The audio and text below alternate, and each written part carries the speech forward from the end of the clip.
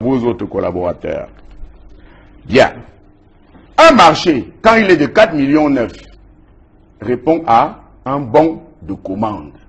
Quand c'est plus de 5 millions jusqu'à répond à une lettre de commande. Quand c'est au-delà, c'est un marché avec appel d'offres. Un jour, le directeur général commande à la SOSEN. Écoutez bien, hein, parce qu'il faut que les gens sachent pourquoi on peut tuer. Pourquoi les neveux du chef de l'État peuvent empêcher aux Camerounais de se fâcher quand c'est aussi grossier. Vous allez lire ça pour eux. Monsieur Mokoulou Vondo, le 26 décembre 2008, accorde une somme. C'est un marché avec appel d'offres qu'il faut. Une somme de 19 850 000 francs CFA à SOSEN. Douala, j'ai repéré ce magasin hier. BP 860 Douala pour la fourniture des cadeaux à offrir à certaines personnalités. 19 millions de l'argent des retraités. Ce n'est pas prévu dans les textes que j'ai amenés. Vous comprenez? Je vous le donne également. 19 millions pour les cadeaux à des hautes personnalités. Pourquoi? Les personnalités, les voisins du chef de l'État n'ont jamais demandé à bénéficier des cadeaux de la CNPS. Ce n'est pas prévu dans les textes de la CNPS. La CNPS est collectée et redistribuée. C'est tout. Vous allez voir, hein, vous allez voir l'étendue du désastre. Monsieur Roger Mila, son ami, va se promener à la CNPS un jour. Déblocage de la somme de 500 000 francs pour monsieur Roger Mila. Voilà. Monsieur Alphonse Béni, cinéaste, réalisateur, producteur. Le directeur général lui accorde le déblocage d'une somme de 1 500 000 pour réaliser un film Red Bad Boy. Voilà, 1 500 000. L'argent des retraités qui n'ont pas de pension. Voici maintenant quelque chose de plus grave. Le directeur général, le 3/2/2009, autorisant le déblocage d'une somme de 30 millions de francs CFA au profit de l'Agence des régularités des marchés publics. Pourquoi?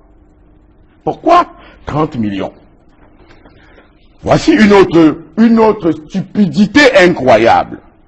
Le directeur général de la CNPS autorise le déblocage d'une somme de 150 millions le 4/3/2010 au profit de Camtel, au titre de la participation de la CNPS au capital de Cameroun Mobile Télécommunications en qualité de cessionnaire et actionnaire. Vous comprenez quelque chose à ça? Signé M. Mokoulou. Il a fait des études à l'ENAM, des études de finance. Voilà, distribuez-le à Douala. Vous serez mes témoins. Groupement des femmes d'affaires du Cameroun. Les femmes d'affaires du Cameroun vont se promener là-bas. 4 millions. L'Alliance Club International, 1 200 000. C'est écrit déblocage, c'est des dons. Canon de Yaoundé, Mokok Mongonda, 2 millions. Voilà. On ne va pas citer les confrères, n'est-ce pas? Oui. Parce que la presse est très largement arrosée aussi. J'ai amené des choses ici. Je vais simplement demander que les enquêtes du Conseil supérieur de l'État aillent voir à Messa Mendongo où est logée l'agence CNPS de Messa Mendongo, à qui appartient ce domicile. Vous comprenez? C'est tout ce que je vous dis. Alors maintenant, autre gaffe, autre bêtise financière. Africa Golf, 5 millions, comprenez? Voilà. Bon, ça c'est nos confrères. Maintenant un autre. Athanase Mbondo, alias Edoudoua, au nom glacé, pour la réalisation pour une aide financière à la CNPS avec contrepartie publicitaire pour le film intitulé La Veste. Voilà, il est comédien maintenant.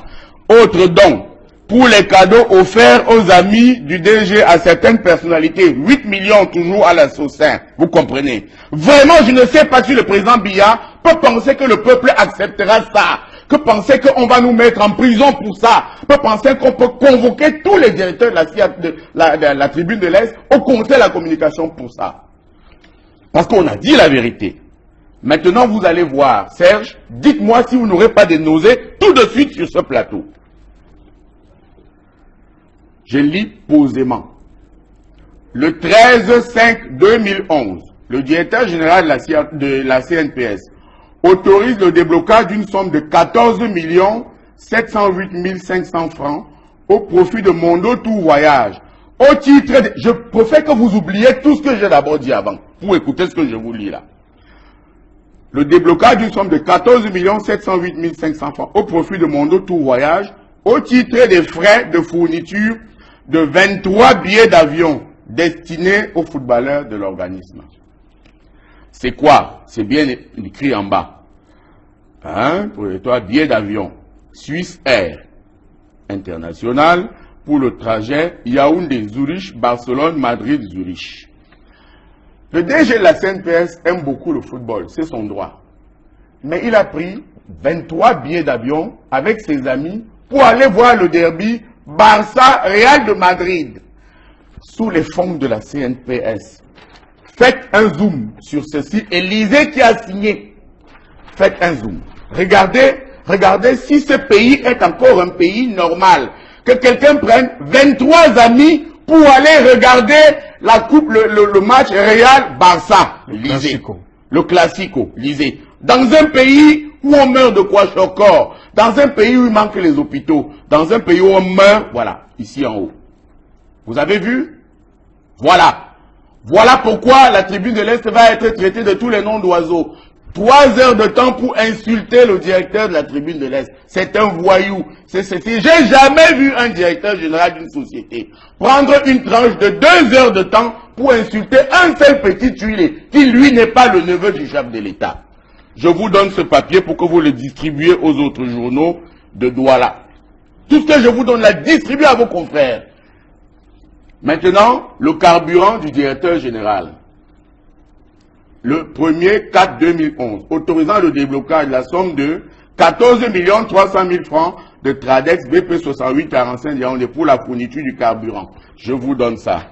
Même si vous prenez l'hélicoptère pour aller dans votre bureau, le directeur général a combien? 1500 litres de carburant d'essence par mois. Vous ne pensez pas que c'est trop, Serge?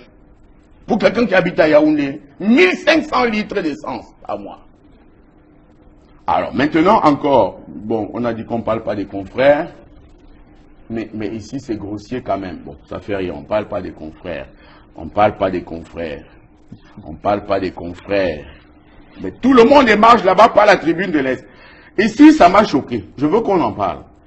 Le microfinancier d'Afrique, c'est un journal que je ne connais pas. Bon, enfin, on ne parle pas des confrères.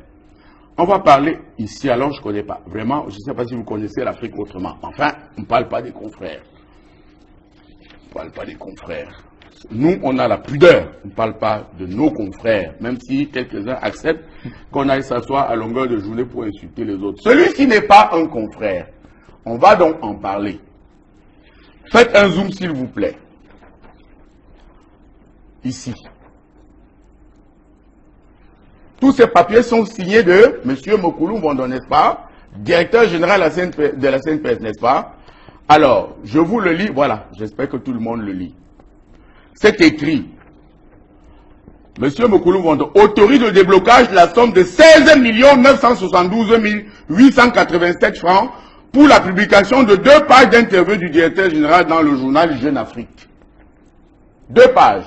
16 millions. 2 pages. Au journaux du Cameroun que vous avez vu là, c'est 4 millions, 5 millions, 4 millions, 5 millions.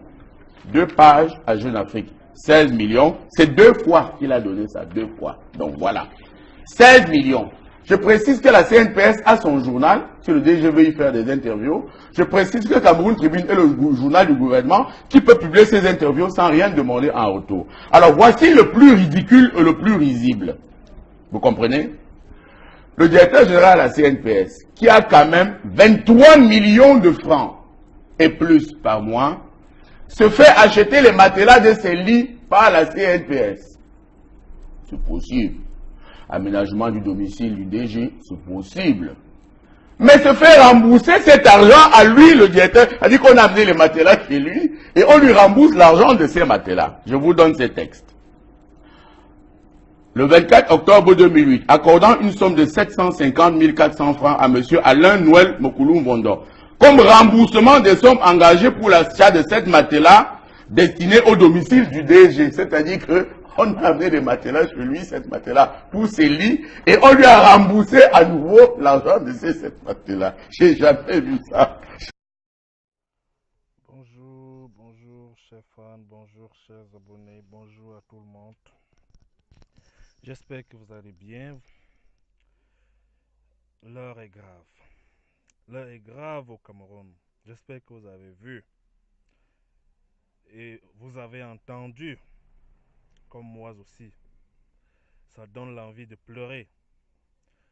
ça donne l'envie de ne plus, ça ne donne pas l'envie de se sentir camerounais en fait. Parce que quand vous regardez ces genres de pratiques dans votre pays, ça vous rabaisse au plus bas niveau. Aujourd'hui, je comprends bien pourquoi chaque fois, tous les Camerounais sont connectés sur Internet et veulent s'expatrier, la majorité des Camerounais en fait, veulent partir du Cameroun. Aujourd'hui, je comprends mieux pourquoi le paludisme, le choléra tue massivement les enfants au Cameroun. Aujourd'hui, je comprends mieux pourquoi le chômage, le, le banditisme a pris le devant au Cameroun. Aujourd'hui, je comprends bien pourquoi euh, le vandalisme, la sorcellerie, les sectes ont pris le devant au Cameroun. Aujourd'hui, je comprends pourquoi les viols, tous les maux que mine la société camerounaise aujourd'hui est livré. Tout ça, c'est parce que le peuple camerounais est livré à, à lui seul.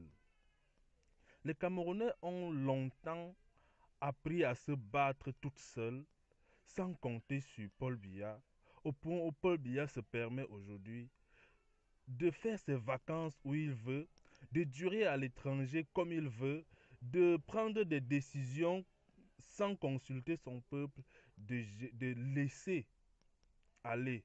Donc c'est le laisser aller dans le gouvernement de Paul Biya aujourd'hui. Parce que ce sont ses neveux, ce sont ses proches, ce sont les amis des amis, les enfants des amis qui l'entourent. Ils font ce qu'ils veulent.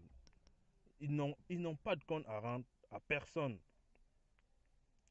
Alors, je fais cette vidéo pour m'adresser à M. Paul Biya. Parce que si vraiment il est fatigué, parce que le Cameroun appartient à tous les Camerounais. Le Cameroun, ça n'appartient pas au clan, ça n'appartient pas au sectaire. Le Cameroun appartient à tous les Camerounais. Et tous les Camerounais ont leur mot à dire sur la décision de la gestion de l'État. Tous les Camerounais sont appelés à participer dans le développement du Cameroun. Est-ce que M. Biya est conscient du fait que les Camerounais meurent chaque jour en traversant la Méditerranée par l'eau? Est-ce que M. Biya se rend compte de la souffrance des Camerounais, de l'état des routes au Cameroun? Est-ce que M. Biya se rend compte du taux de mortalité des jeunes et des vieux? Est-ce que M. Biya est conscient qu'aujourd'hui, il est fatigué et qu'il ne peut plus rien faire, qu'il ne peut plus gérer le pays? Il est temps pour M. Biya de laisser les choses aux jeunes.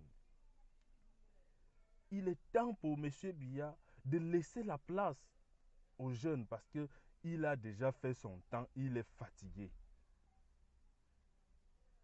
Cette vidéo que vous voyez, c'est plus que du scandale. Aujourd'hui, on accuse les Français de piller notre pays. On accuse le Boko Haram. Oh, c'est nous-mêmes, le Boko Haram du Cameroun. C'est les Camerounais même, surtout le gouvernement actuel. Le gouvernement actuel, c'est la pire chose que le Cameroun n'a jamais rencontrée durant toute l'histoire du Cameroun.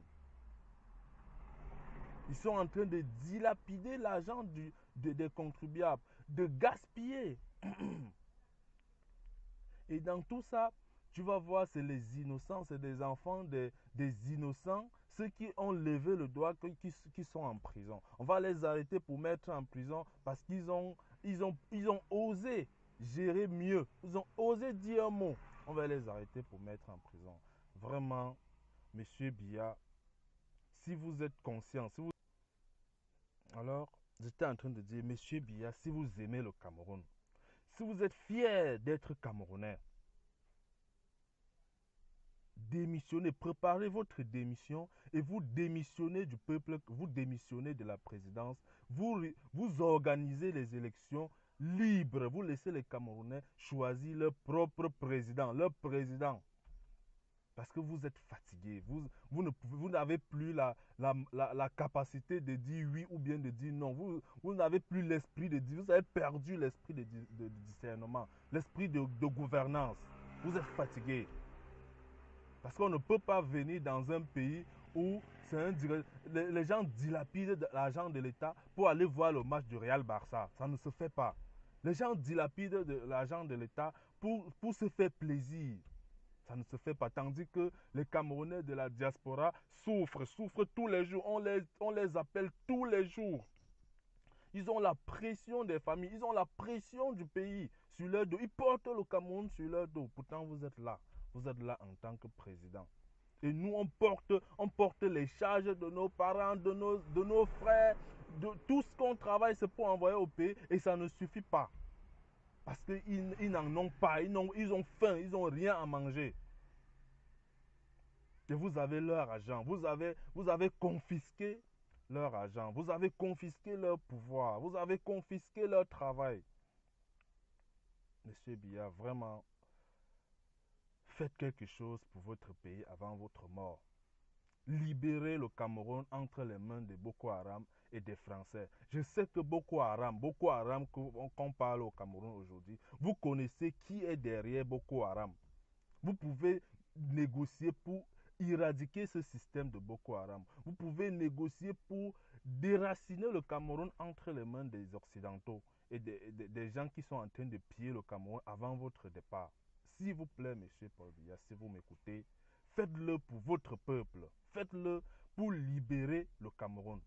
Moi, je fais cette vidéo pour que vous partagez au maximum cette vidéo pour sensibiliser le peuple camerounais du gaspillage. Réunissez le peuple camerounais. Dites-leur que vous ne pouvez plus gérer leur pays. Laissez-leur organiser leur pays. Les Camerounais sont suffisamment intelligents, sages, pour mieux diriger, pour développer. Nous sommes les premiers de la sous-région. On risque de devenir les derniers. Dans la sous-région Afrique centrale, ce n'est pas Idriss Déby qui doit montrer la ligne. C'est le président Biya normalement qui doit montrer la ligne. Mais aujourd'hui, il est le dernier des chefs d'État de l'Afrique centrale. On ne parle même pas de lui parce qu'il ne participe pas aux réunions des panafricanistes. Il n'a rien à dire. Il n'a rien à dire devant les Occidentaux. Incapable de chasser, de chasser ces puissances coloniaux qui pillent notre État, qui pillent notre pays chaque jour. Alors, cher peuple camerounais, mes chers compatriotes, levons-nous, soyons solidaires. Levons-nous, soyons solidaires. Il n'y a pas un problème au Cameroun. Il n'y a pas de problème anglophone au Cameroun. Tandis qu'on est en train de gérer les problèmes anglophones, vous êtes en train de voler l'argent de l'État. Pourtant, il n'y a pas de problème. Les Camerounais sont solidaires. Les Camerounais sont solidaires. On en a marre. On en a marre de vous. On en a marre de votre système de gouvernance. On est fatigué. Alors, libérez notre pays. Chers compatriotes, soyons solidaires, soyons unis pour mener le combat, pour déraciner ce système qui est au Cameroun depuis plus de 35 ans, depuis plus de 40 ans. Les mêmes gens, le même système. Vous fatiguez les gens finalement. On est fatigué. Allez, ciao.